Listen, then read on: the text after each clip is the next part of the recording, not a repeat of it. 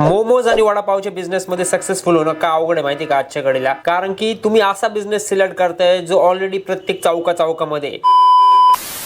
जर तुमची marketing best नसेल ना तर तुम्हाला सक्सेस भेटणं खूप अवघड आहे आणि प्रॉफिट कमवणं त्यातल्या त्यात खूप अवघड आहे. काय होते माहिती का, आजकाल जो पण येतोय ना तो फूड बिझनेस मध्ये उतरतोय. व्हेजिटेबल ट्रक टाकतोय, नाही तर पिझ्झा, नाही तर बर्गर. आणि त्यांनी काय होते माहिती का, प्रत्येक ठिकाणी कॉम्पिटिशन निर्माण होतीये आणि लोक तुमच्याकडे काय येतील.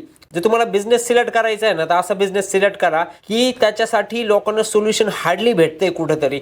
जर असा बिझनेस सिलेक्ट केला ना तरच लोक तुमच्याकडे येतील. हा पहिला पॉईंट झाला. दुसरा पॉईंट म्हणजे जेव्हा पण तुम्ही मार्केट सिलेक्ट करता बघा की त्या मार्केटची पर्चेसिंग पॉवर आहे की नाही. कारण की छोट्या शहरामध्ये जेव्हा तुम्ही फूड स्टॉल टाकणार, व्हेजिटेबल स्टॉल टाकणार, नाही तर कॅफे टाकणार, रेस्टॉरंट टाकणार, तेव्हा तुम्हाला भेटून किती रुपये भेटणार आहे. तुम्ही चार्ज हाय करू शकत नाही. त्याच्यामुळे ना प्रोडक्ट आणि सर्व्हिस अशी सिलेक्ट करायची की त्याच्यामध्ये तुम्ही चार्ज हाय करू शकता आणि मार्केट पण असं ठेवायचं ना की त्यांची पर्चेसिंग पॉवर जास्त आहे. त्याच्यामुळे स्टारबक्स आज खूप जास्त पैसे कमवत आहे कारण की त्यांनी ब्रँडिंगच अशी केलेली आहे की ते 400-500 रुपयाला कॉफी विकू शकतात. आणि ते मार्केट असं सिलेक्ट करतात, असे सिटी सिलेक्ट करतात ज्या सिटीमध्ये पर्चेसिंग पॉवर आहे, जिथे लोक 400-500 आरामशीर कॉफीला द्यायला तयार आहे. यालाच म्हणतात प्रॉपर ब्रँडिंग आणि प्रॉपर मार्केटिंग.